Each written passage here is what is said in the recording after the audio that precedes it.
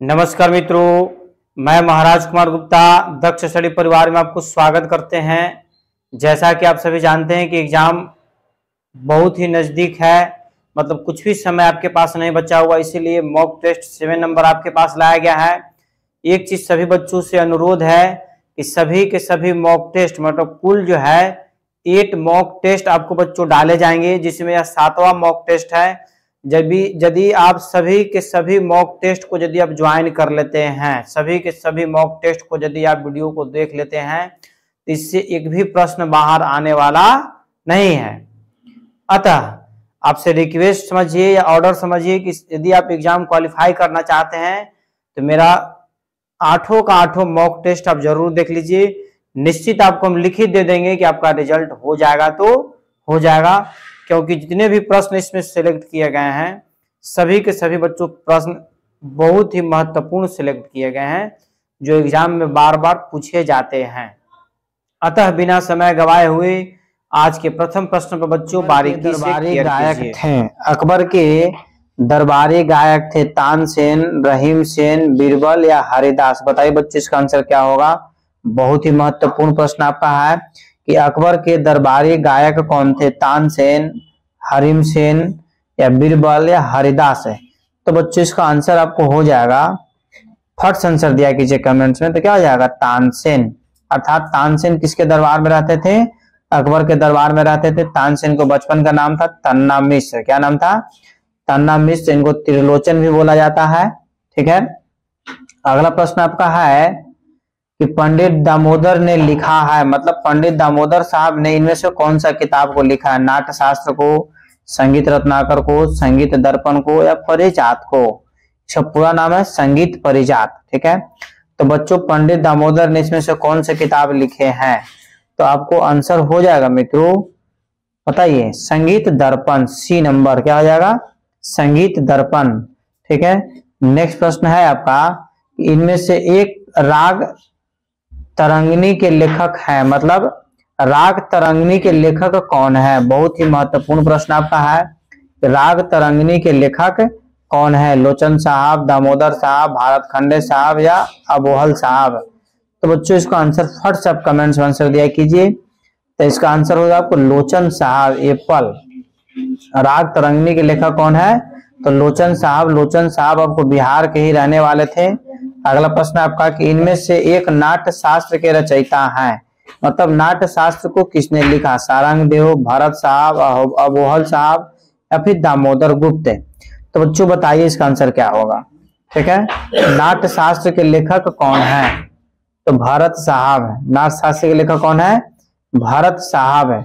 अगला प्रश्न है मित्रों आपका, राग जिनमें 2 से अधिक रागों का मिश्रण है, राग जिनमें 2 से अधिक रागों का मिश्रण हो तो शुद्ध राग बोलते हैं, छैलौग राग बोलते हैं, संकीर्ण राग बोलते हैं या परमेल प्रवेशक राग बोलते हैं। बच्चों इसका आंसर बताइए क्या होगा। राग जिनमें 2 से अधिक रागों का मिश्रण हो उसको संकीर्ण राग बोलते हैं, सी नंबर। अगला प्रश्न मित्रों आपका, भारत ने वीणा पर प्रयोग किया उसे कहते हैं सहायक नाद, ग्राम, मूर्छना या सारना चतुष्ठी। बताइए बच्चों इसका आंसर क्या होगा। भारत साहब ने वीणा पर प्रयोग किया उसे कहते हैं, तो डी नंबर, सारना चतुष्ठी। अगला प्रश्न है आपका कि जत ताल में खाली है, जत ताल में खाली है 5वीं मात्रा पर, 7वीं मात्रा पर, 9वीं मात्रा पर या 13वीं मात्रा पर। बताइए बच्चों आंसर क्या होगा। सभी प्रश्न अति महत्वपूर्ण प्रश्न बच्चों सिलेक्ट किए गए हैं। इसका हो जाएगा 9वीं मात्रा पर, मतलब सी नंबर। ठीक है, नेक्स्ट प्रश्न बच्चों आपका कि ध्यान दीजिएगा, गझप्पा ताल में मात्राएं हैं, गझप्पा ताल में मात्राएं हैं 10, 12, 15 और 16। तो बच्चों आंसर क्या हो जाएगा, 15। ठीक है, गझप्पा ताल में कितनी मात्राएं होती है, तो 15 होती है। अगला प्रश्न है आपका, इनमें से एक प्रसिद्ध नाट्य कलाकार कौन है, किशन महाराज तबला वादक है, गुदे महाराज तबला वादक है, ननकू महाराज भी तबला वादक है, बिरजू महाराज आपको नृत्यांगन है, मतलब नाट्य कलाकार यही थे। 4 नंबर, अर्थात डी आंसर क्या है, सही है। अगला प्रश्न बच्चों आपका ध्यान दीजिएगा बारीकी से कि इनमें से एक थाट नहीं है, मतलब कौन है जो थाट इसमें से नहीं है, भैरवी थाट, असावरी थाट, पूर्वी थाट या ललित थाट है। और जिसका ऑप्शन से ही आंसर छट जा रहा है डायरेक्ट वे में। जितने भी प्रश्न तैयार किए गए हैं सभी के सभी प्रश्न अति महत्वपूर्ण बच्चों तैयार किए गए हैं। बताइए आंसर क्या होगा। तो इसका आंसर मित्रों हो जाएगा आपको ललित, आपको थाट नहीं है, डी नंबर। ठीक है, अगला प्रश्न है आपका, इनमें से 1 ग्राम का प्रकार नहीं है, षडज ग्राम, पंचम ग्राम, मध्यम ग्राम और गंधार ग्राम। तो षडज ग्राम है ये है, मध्यम ग्राम है ये, गंधार ग्राम है ये, पंचम ग्राम आपका नहीं है। मतलब आंसर क्या हो जाएगा, बॉल। ठीक है, नेक्स्ट प्रश्न पर बच्चों बारीकी से ध्यान दीजिए। मतंग द्वारा रचित संगीत मरकंद है। ठीक है, मतंग द्वारा रचित संगीत ग्रंथ है नाट्यशास्त्र, विदेशी, राग तरंगिणी या संगीतांजलि। बच्चों बताइए आंसर क्या होगा। मतंग साहब द्वारा रचित ग्रंथ कौन सा है। ठीक है, तो बच्चों इसका आंसर क्या हो जाएगा, विदेशी, बॉल। ठीक है, मतलब विदेशी के लेखक कौन है, तो मतंग साहब हैं। अगला प्रश्न बच्चों आपका, ताल पंचम सवारी की एक आवर्तन की तिगुनी कितने मात्रा में होगी, 10, 5, 15 और 45 है। तो बच्चों इसका आंसर हम डायरेक्ट में आप बताइए इसका आंसर क्या होगा, कितना हो जाएगा, 15। 15 कहने का मतलब है कि सी नंबर। ठीक है बच्चों, ध्यान दीजिएगा। सॉरी, इसका आंसर गलत है, ये आंसर सही नहीं आपको दे रहा है। ठीक है, इसका जो आंसर हो जाएगा बच्चों ध्यान दीजिएगा, क्वेश्चन पहले बारीकी से क्लियर कीजिए कि ताल पंचम सवारी की एक आवर्तन की तिगुना कितने मात्रा में होगी। तो बच्चों इसका आंसर अब कमेंट्स में दीजिए। इसका आंसर हो जाएगा 5। कितना हो जाएगा, 5। नेक्स्ट प्रश्न बच्चों आपका, इनमें से एक पाश्चात्य पद्धति का प्रकार है। इनमें से एक पाश्चात्य पद्धति का प्रकार है। तो ए में आपका है भारत खंडे पद्धति, बी में है पुलस्कर पद्धति, सी में अष्टाप पद्धति और डी में वेलम पद्धति। बताइए बच्चों इसका आंसर क्या होगा। तो इसका आंसर आपको हो जाएगा सी नंबर, मतलब अष्टाप पद्धति। ठीक है, नेक्स्ट प्रश्न पर मित्रों ध्यान दीजिए कि तिलाना निम्न में से किस पद्धति में प्रचलित गायन शैली है, उत्तरी पद्धति, पाश्चात्य पद्धति, लोक पद्धति या दक्षिणी पद्धति। तो बच्चों इसका आंसर आपको हो जाएगा दक्षिणी पद्धति। तिलाना जो है सो दक्षिणी संगीत पद्धति में प्रचलित है। अगला प्रश्न है आपका, इनमें से एक दक्षिण ताल पद्धति का ताल है, झप ताल, झंप ताल, चार ताल या धमार ताल। बताइए बच्चों आंसर क्या होगा, कमेंट में फर्स्ट आंसर दिया कीजिए। तो इसका आंसर हो जाएगा झंप ताल, मतलब बॉल। नेक्स्ट प्रश्न मित्रों आपका, दक्षिण ताल पद्धति में कुल ताले कितने हैं। दक्षिण ताल पद्धति में कुल ताले हैं 8, 12, 7 और 6। इसमें इसलिए फास्ट बताया जा रहा है क्योंकि यह मॉक टेस्ट है, तो मॉक टेस्ट में फास्ट आंसर बताया ही जाता है ताकि कम समय में अधिक से अधिक प्रश्नों का आंसर आपको सोल्यूशन कर दिया जाए। तो इसका आंसर बच्चों कितना हो जाएगा, 7।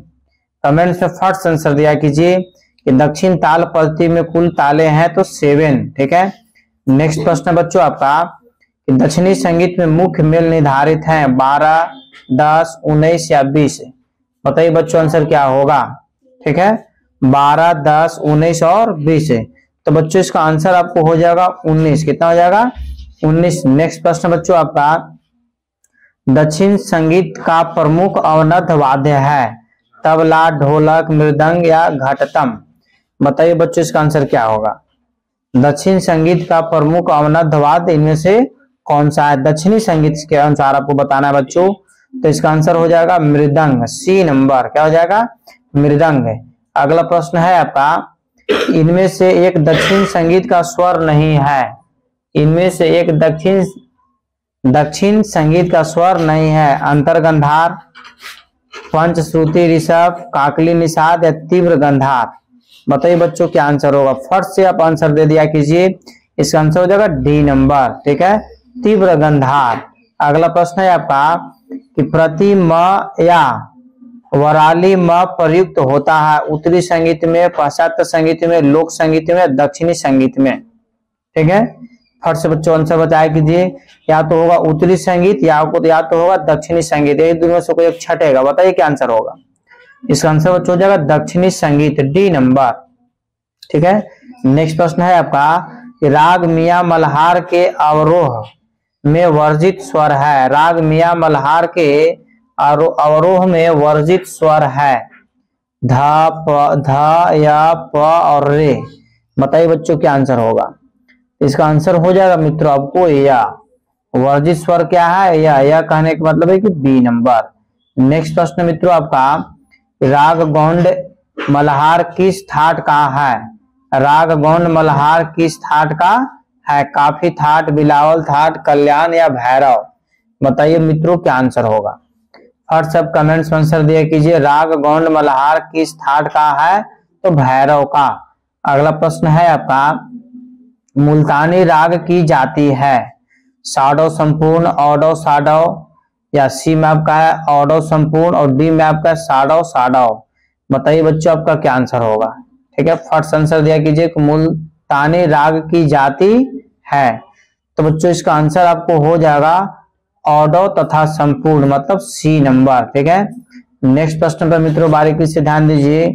राग तोड़ी के गायन का समय है, मतलब राग तोड़ी जैसे किस समय गाया जाता है? दिन का दूसरा प्रहर और रात्रि का प्रथम प्रहर, रात्रि का अंतिम प्रहर, या प्रातः कालीन? तो बच्चों इसका आंसर आपको हो जाएगा, बताइए इसका आंसर हो जाएगा दिन का दूसरा प्रहर, मतलब एप्पल, दिन का दूसरा प्रहर। नेक्स्ट प्रश्न मित्रों आपका, कि अंडाना राग किस ठाट का है? अंडाना राग किस ठाट का है? बिलावल ठाट, माखा तो कोई ठाट है ही नहीं है, असावरी ठाट या भैरवी ठाट? बताइए मित्रों इसका आंसर क्या होगा? तो इसका हो जाएगा आंसर असावरी ठाट। क्या हो जाएगा? असावरी ठाट, मतलब सी नंबर। अगला प्रश्न है कि ठुमरी गायन शैली में निम्न ताल का प्रयोग होता है? तीव्रता का, धमार का, चार ताल का, या दीप चंदी का? बताइए बच्चों क्या आंसर होगा? फर्स्ट सब कमेंट्स में आंसर दिया कीजिए दीप चंदी, डी नंबर। ठीक है, ठुमरी गायन शैली में निम्न ताल का प्रयोग होता है तो दीप चंदी ताल का। अगला प्रश्न है आपका, कि जत ताल किस गायन शैली में प्रयोग की जाती है? जत ताल किस गायन शैली में प्रयोग की जाती है? ध्रुपद में, ख्याल में, ठुमरी में, या धमार में? बताइए मित्रों आंसर क्या होगा? जत ताल किस गायन शैली में प्रयोग किया जाता है? तो इसका आंसर हो जाएगा ठुमरी में। क्या हो जाएगा? ठुमरी, मतलब सी नंबर। अगला प्रश्न बच्चों आपका, कि झप ताल की 8वीं मात्रा पर कौन सी ताली पड़ती है? झप ताल की 8वीं मात्रा पर कौन सी ताली पड़ती है? 2, 3, 4, 5? बताइए बच्चों क्या आंसर होगा? तो इसका आंसर हो जाएगा मित्रों 3। क्या हो जाएगा? 3 कहने का मतलब है कि बॉल। झप ताल की 8वीं मात्रा पर कौन सी ताली पड़ती है? तो 3। अगला प्रश्न है आपका, कि 3 ताल के 4 आवर्तन में कितनी मात्राएं होती है? 3 ताल के 4 आवर्तन में कितनी मात्राएं होती है?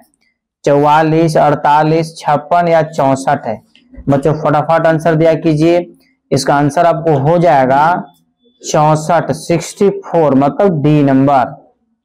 नेक्स्ट प्रश्न है आपका, कि धमार ताल कितनी मात्रा की होती है? 10, 14, 15, 16? धमार ताल कितने मात्रा की होती है?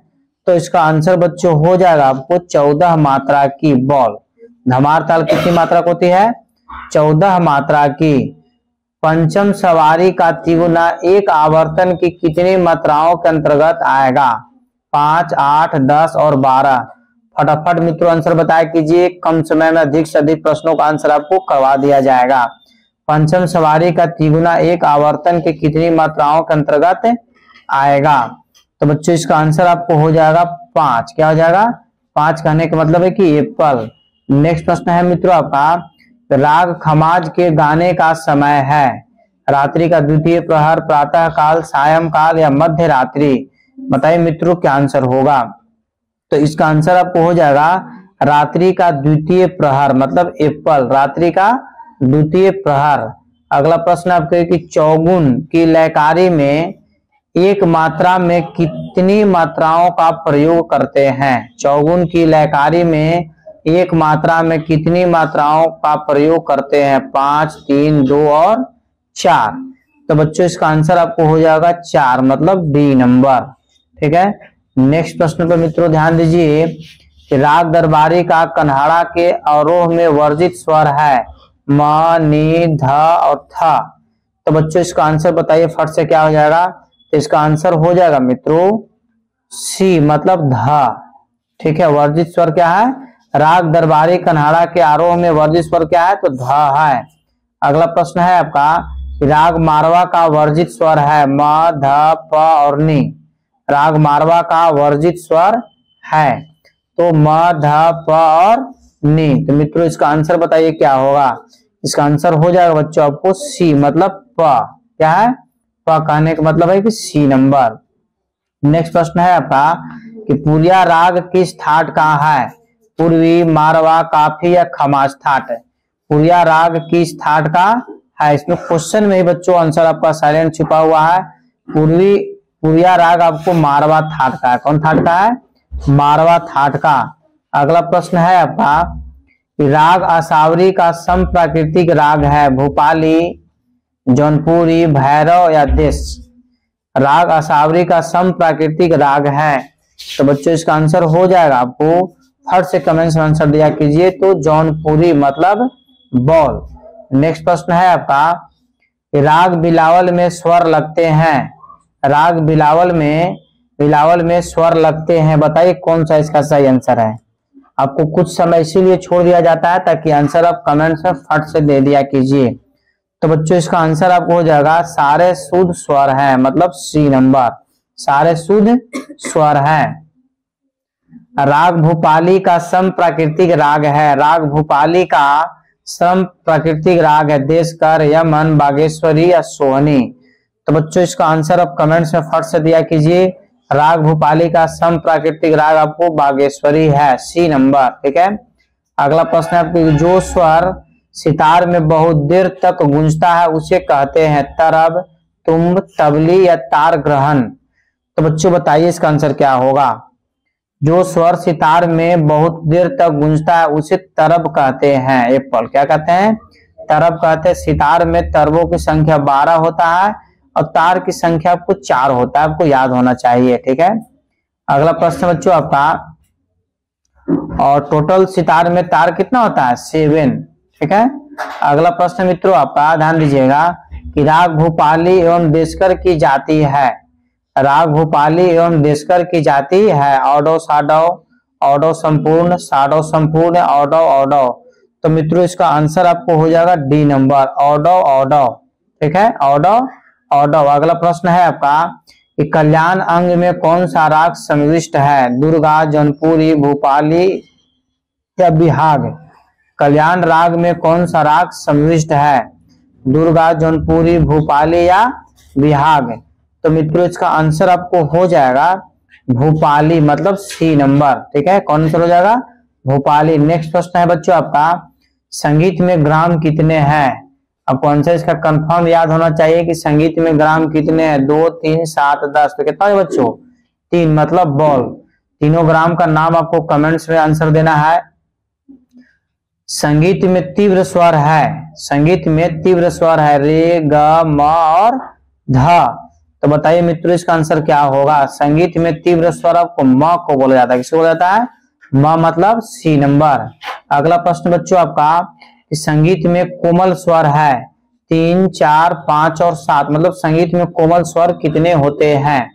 ठीक है, फट से बच्चों आंसर बता दीजिए कि संगीत में कोमल स्वर कितने होते हैं? तो इसका आंसर हो जाएगा आपको 4 होते हैं। संगीत में कोमल स्वर कितने होते हैं? 4 होते हैं। एक चीज और आपको बता देते हैं कि एग्जाम समाप्त होने के बाद म्यूजिक का क्लास जो आपको हम लेंगे बहुत ही डिस्क्रिप्टिव ढंग से लिया जाएगा और सभी प्रश्नों का आंसर एकदम विश्लेषण कर करके बताया जाएगा। अगला प्रश्न है आपका कि निर्गम मम स्वर समूह है राग बिहाग का, राग पूर्वी का, राग बसंत का या राग ललित का? तो बताइए मित्रों आंसर क्या होगा? इसका आंसर हो जाएगा राग ललित का, डी नंबर। क्या हो जाएगा? D number. अगला प्रश्न है आपका, इनमें से एक परमेल प्रवेशक राग है। इनमें से एक परमेल प्रवेशक राग है खमाज, जयवंती, मालकौंस और भैरवी? तो मित्रों इसका आंसर आपको हो जाएगा जयवंती मतलब बॉल। नेक्स्ट प्रश्न मित्रों आपका कि रामत्य ने लिखा है, मतलब रामत्य साहब द्वारा लिखा गया कौन सा पुस्तक इसमें है? हृदय कौतुक के लेखक हृदय प्रकाश साहब है, राग विबोध के लेखक है संगीत संगीत विशारद भी लेखक नहीं होगा, तो स्वर मेल कला निधि के लेखक कौन है? रहमत साहब। डी ऑप्शन इसका क्या है? सही है, रहमत साहब ने लिखा है, तो स्वर मेल कला निधि के लेखक रहमत साहब हैं। अगला प्रश्न है आपको कि चतुर्दंडी प्रकाशिका के लेखक हैं। चतुर्दंडी प्रकाशिका के लेखक है अहोबल साहब, लोचन साहब, वेंकटमुखी या भरत साहब। तो बच्चों इसका आंसर हो जाए आपको वेंकटमुखी। बहुत ही महत्वपूर्ण प्रश्न आपके एग्जाम के लिए है कि चतुर्दंडिका प्रकाशिका के लेखक हैं, तो वेंकटमुखी साहब है। अगला प्रश्न है आपका कि संगीत परिजात के लेखक हैं जयदेव, लोचन साहब, भरत साहब या अहोबल साहब है। बताइए मित्रों क्या आंसर होगा? संगीत परिजात के लेखक कौन है? तो मित्रों इसका आंसर हो जाएगा अहोबल साहब, मतलब डॉग। संगीत परिजात के लेखक कौन है? तो अहोबल साहब है। राग अंडाना का सम प्राकृतिक राग है सोहनी, दरबारी, पुरिया या अहोबल। राग अंडाना का सम प्राकृतिक राग है सोहनी, दरबारी, पुरिया या अहोबल। तो मित्रों इसका आंसर हो जाएगा दरबारी, मतलब बॉल। क्या हो जाएगा? दरबारी। अगला प्रश्न है आपका कि पंडित विष्णु दिगंबर पलुस्कर के गुरु कौन थे? बहुत ही महत्वपूर्ण प्रश्न आपका है कि पंडित विष्णु दिगंबर पलुस्कर साहब के गुरु कौन थे? रविराज मसूरकर, बालकृष्ण बुआ इचलंकर जी या मुश्ताक हुसैन या मंजी खां। तो बच्चों बताइए इसका आंसर क्या होगा? फट से कमेंट्स में आंसर दे दिया कीजिए। इसका आंसर हो जाएगा बालकृष्ण बुआ इचलंकर, मतलब बी नंबर। ठीक है। अगला प्रश्न है आपका उस्ताद अली अकबर खां का संबंध किस बात से था? मतलब उस्ताद अली अकबर खां क्या बजाते थे? सितार, गिटार, वायलिन या सरोद। तो मित्रों इसका आंसर आपका हो जाएगा, कमेंट्स में तुरंत आंसर दिया कीजिए। तो इसका आंसर बच्चों हो जाएगा आपको सरोद बजाते हैं। क्या बजाते हैं? उस्ताद अली अकबर खां क्या बजाते हैं? सरोद बजाते हैं। राग पूर्वी का गायन वादन समय है प्रातः काल, दोपहर, सायंकालीन या मध्य रात्रि। फट से बच्चों आंसर बता दिया कीजिए। राग पूर्वी का गायन समय जो आपका है बताइए, तो वो सायंकालीन, मतलब सी नंबर, शाम में इसको गाया जाता है। अगला प्रश्न है कि निम्न में से कौन सी ताल 16 मात्राओं की ताली नहीं है?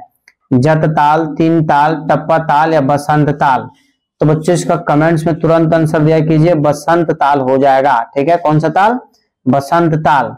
अगला प्रश्न, पंडित पन्नालाल घोष क्या बजाते हैं? सितार वादक, सरोद, वीणा या बांसुरी। इस सब प्रश्न का आंसर आपको तुरंत आंसर देना चाहिए कि पंडित पन्नालाल घोष आपको बांसुरी वादक हैं। क्या है? बांसुरी वादक है।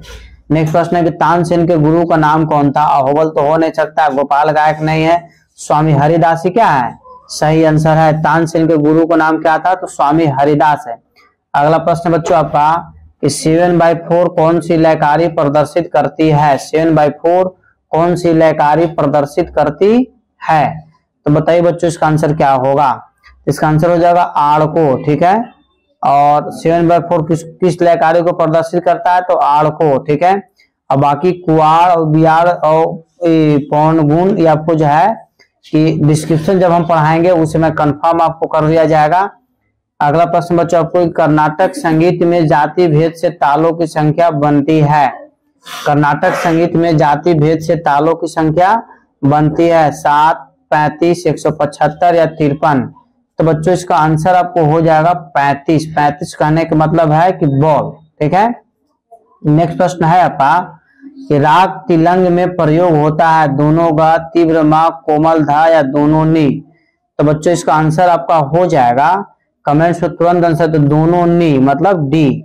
ठीक है, राग तिलंग में प्रयोग होता है तो दोनों नी। अगला प्रश्न है मित्रों आपका कि पंडित विश्व मोहन भट्ट किस वाद्य को बजाते थे? वायलिन, सितार, गिटार या तबला।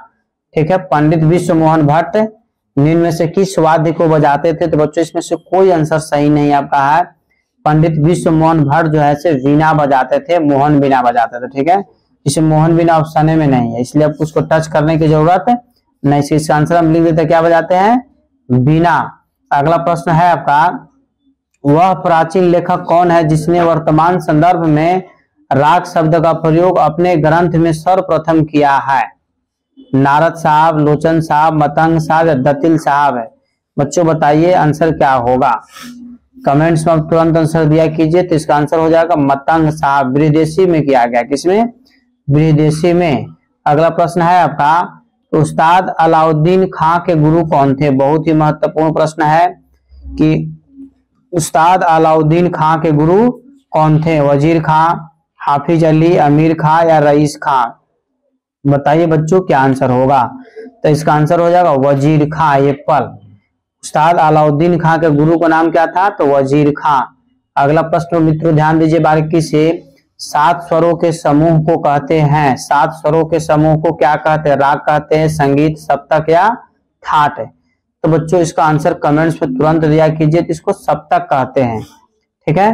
ऑप्शन में इसका क्वेश्चन में सॉरी इसका ऑप्शन छुपा हुआ था कि 7 स्वरों के समूह को क्या बोलेंगे? तो सप्तक बोलेंगे।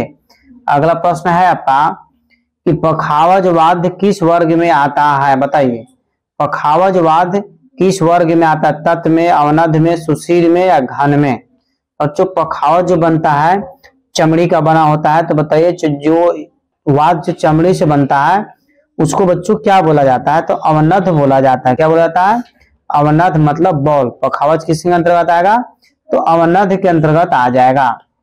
नेक्स्ट प्रश्न है तबले का जन्म निम्न में से किस स्थान पर हुआ था? दिल्ली, लखनऊ, बनारस और अजराडे? बच्चों तबले का जन्मदाता जो माना जाता है अमीर खुसरो साहब को माना जाता है। किसको माना जाता है?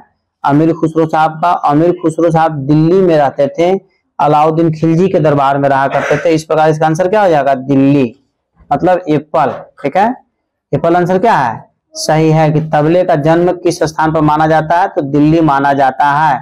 अगला प्रश्न आपका कि ब्रह्मा ताल कितनी मात्रा की होती है? बहुत ही महत्वपूर्ण प्रश्न आपका है। 27, 26, 22 और 28 है। ब्रह्मा ताल में बच्चों टोटल 28 मात्रा होती है। ब्रह्मा ताल कितनी मात्रा पर होती है? तो 28 मात्रा पर होती है। नेक्स्ट प्रश्न बच्चों आपका तबले के कुल घराने हैं 3, 4, 8 और 6। तो तबले के बच्चों जो कुल घराने हैं 6 घराने। कितने घराने हैं? 6 घराना। जैसे दिल्ली घराना, लखनऊ घराना, बनारस घराना, फर्रुखाबादी घराना, ठीक है। इस तरीका टोटल जो है सबको 6 घराने का उल्लेख किया गया है, ठीक है। नेक्स्ट प्रश्न है बच्चों आपका कि सप्त अध्याय ग्रंथ के रचयिता कौन है? बहुत ही महत्वपूर्ण प्रश्न आपका है। आचार्य भरत साहब, मतंग साहब, जयदेव या सारंगदेव? सप्त अध्याय के लेखक बच्चों बताइए क्या आंसर होगा? तो सप्त अध्याय के लेखक आपको सारंगदेव हैं, ठीक है। सप्त अध्याय के लेखक कौन है? सारंगदेव। अगला प्रश्न है आपका कि अजराडा घराना किस बाज के अंतर्गत आता है? दिल्ली, पंजाब, पूर्व या पश्चिम? अजराडा घराना किस बाज के अंतर्गत आता है? दिल्ली, पंजाब, पूर्व या पश्चिम?